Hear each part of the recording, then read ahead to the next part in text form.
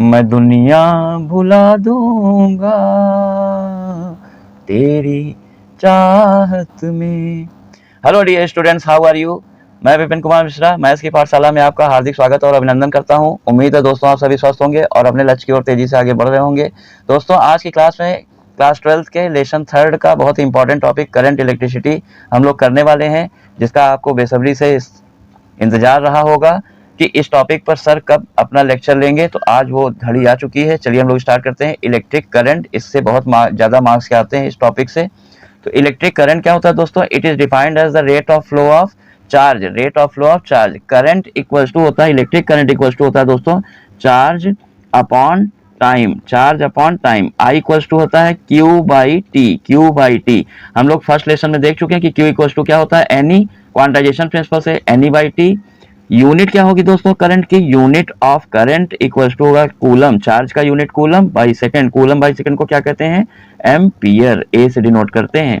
और 1 micro ampere equals to 10 to the power -6 ampere and 1 milli ampere. 1 milli ampere equals to 10 to the power -3 ampere. Current को measure करने के लिए किस instrument का use किया जाता है? एमीटर।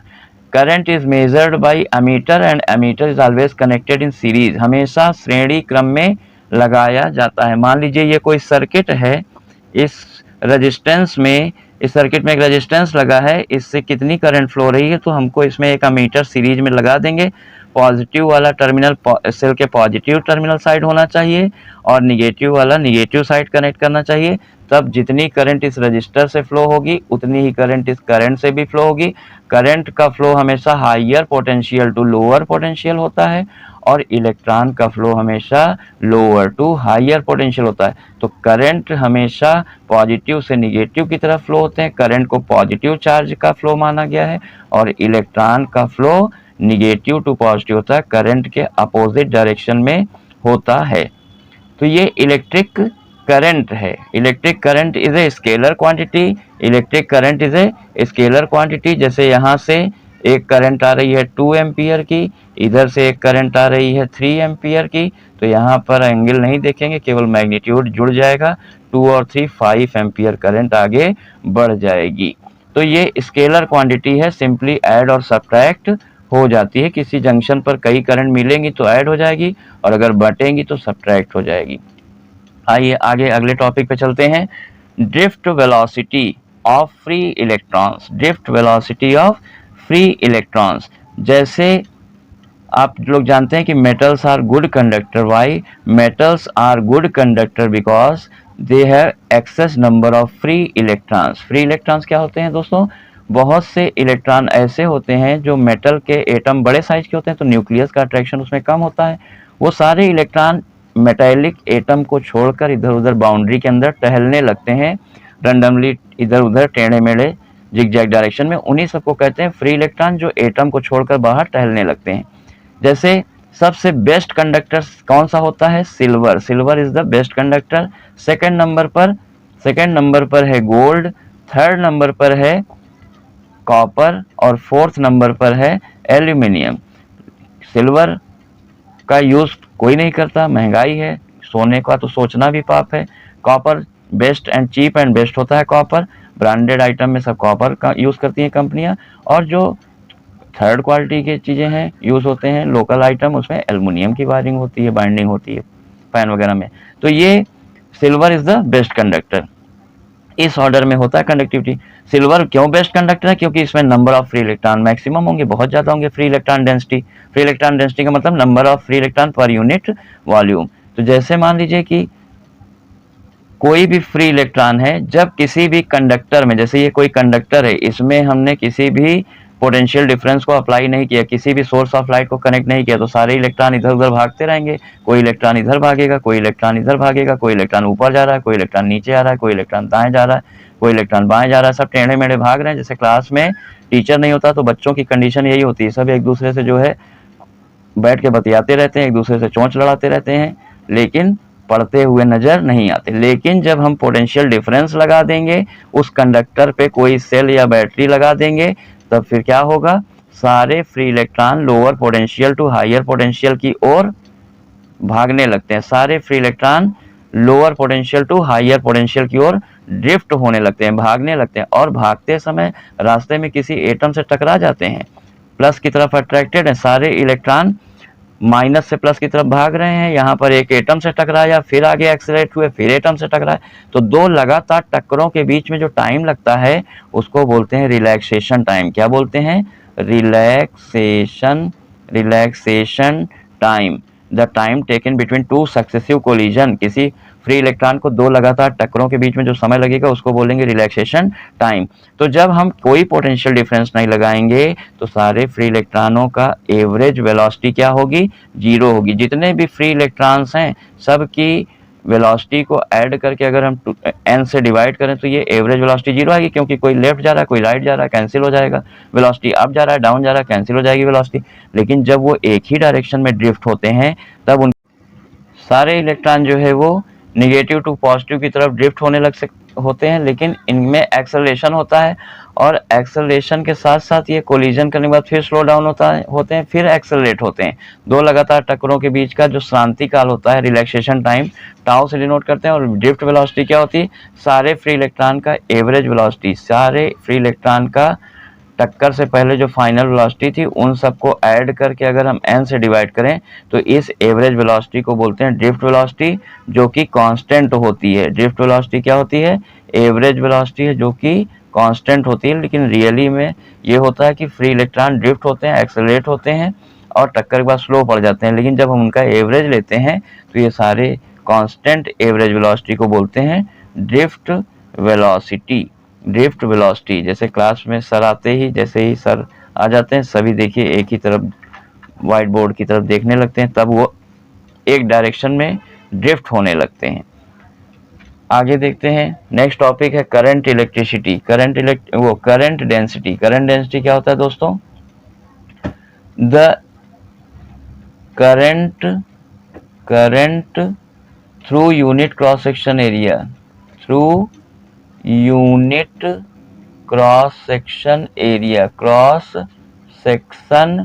एरिया is called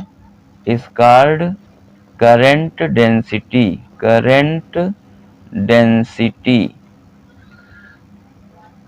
धारा घनत्व कहते हैं हिंदी में एकांक क्षेत्रफल से प्रवाहित धारा को I/A को हम लोग कहते हैं करंट डेंसिटी। जे की यूनिट क्या होगी? जे की यूनिट होगी एम्पियर पर मीटर स्क्वायर।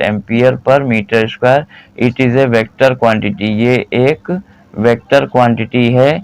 किसी भी वायर से जैसे ये करंट फ्लो हो रही है तो इसी के क्रॉस सेक्शन के नॉर्मल इसका डायरेक्शन होता है जे वेक्टर, जो कि होता है I/A, और यहाँ ए कैप लग जाएगा एरिया वेक्टर का, यूनिट वेक्टर।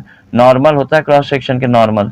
अब आगे हम लोग बढ़ते हैं, देखते हैं relation between drift velocity and current. मान लीजिए यहाँ पर कोई ये एक कंडक्टर है, इस कंडक्टर में कोई इलेक्ट्रॉन, मान लीजिए ये सेक्शन थे, यहाँ पर सारे इलेक्ट्रॉन थे। एक सेकंड बाद ये सारे इलेक्ट्रॉन कहाँ तक आ चुके होंगे? एक सेकंड में जितना डिस्टेंस करेंगे एवरेज डिस्टेंस वही तो होती है ड्रिफ्ट वेलोसिटी। तो इस पूरे ये क्रॉस सेक्शन एरिया इसका कितना है? वायर का क्रॉस सेक्शन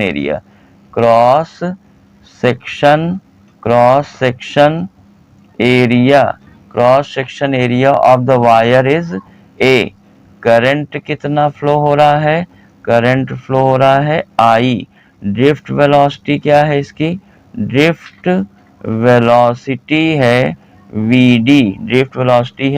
VD। एक सेकंड में कितना डिस्टेंस कवर करेंगे? सारे इलेक्ट्रॉन एक सेकंड में VD डिस्टेंस कवर करेंगे। तो ये जो पतला सा सिलेंडर बन रहा है, इस सिलेंडर का वॉल्यूम कैसे निकालेंगे? तो यहाँ पर एक होता है फ्री इलेक्ट्रॉन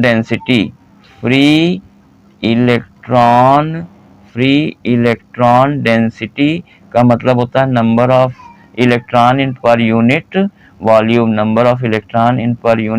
वॉल्यूम। ये हो जाएगा total number of electron upon volume. तो यहाँ से total number of electron in this volume हो जाएगा N into V, और सिलेंडर, ये जो पतला सा सिलेंडर, इसका वॉल्यूम कितना होगा, area of base into height, pi R square H. तो पाई आर स्क्वायर की जगह ए हो जाएगा और एच की जगह वी डी है। 1 सेकेंड में जो हाइट है वो डिस्टेंस, वो स्पीड के बराबर होगी, तो एन, और v की जगह रख देंगे volume of cylinder, thin cylinder, वो हो जाएगा area of base into height in 1 second. तो हाइट इन 1 सेकेंड हो जाएगा distance travel in 1 second, V D. N A V D, N A V D, N हो गया। अब बताइए टोटल कितना चार्ज फ्लो हुआ होगा। टाइम तो हम लोगों ने 1 सेकेंड लिया हुआ है, 1 सेकेंड में सारे इलेक्ट्रॉन यहाँ से यहाँ तक आए हैं। तो देखते हैं कि यहाँ से कितना चार्ज फ्लो हुआ। तो Q इक्वल्स टू लगा देंगे quantization principle, Q equals to N E, Q equals to N E, और एन की जगह रख देंगे एन ए वी डी और into E, N A V D into V. अब हम लोग ये जानते हैं कि करंट क्या होता है, करंट इक्वल्स टू होता है rate of flow of electric charge, I equals to Q by T. यहाँ पर क्यू की जगह रख दीजिए N E A V D, ये ई को हमने आगे कर दिया, N E A V D upon time हमने क्या लिया है, 1 सेकेंड। तो करंट और ड्रिफ्ट वेलोसिटी का ये डेरिवेशन बड़ा इंपॉर्टेंट है, N E A V D, N E A V D, ये एग्जाम में आता रहता है, बहुत ही इंपॉर्टेंट डेरिवेशन है। और करंट डेंसिटी J क्या होता है, J इक्वल्स टू होता है I by A, J equals to होता है I बाई ए। I की वैल्यू रख देंगे N E A V D, और यहाँ पर हम इसको A से डिवाइड करेंगे, A से A कैंसिल हो जाएगा, N E V D, N E V D. तो J का फॉर्मूला क्या होता है, करंट डेंसिटी और ड्रिफ्ट वेलोसिटी का रिलेशन होता है J equals to N E V D, J equals to N E V D. अब आगे की क्लास में दोस्तों हम लोग ओम्स लॉ पर आ जाएंगे, ओम्स लॉ का डेरिवेशन स्टार्ट करेंगे। तो दोस्तों उम्मीद है आप लोगों को आज की क्लास क्लियर हो गए होंगे इतने टॉपिक अच्छे से, और इससे रिलेटेड क्वेश्चन अब आपके हमेशा सॉल्व हो जाया करेंगे। जो क्वेश्चंस जो भी आज हमने बताए हैं टॉपिक, इससे रिलेटेड प्रॉब्लम को भी हम लोग नेक्स्ट वीडियो में कवर करने की कोशिश करेंगे। आज की क्लास दोस्तों यहीं पर फिनिश करते हैं। Thank you, have a nice day.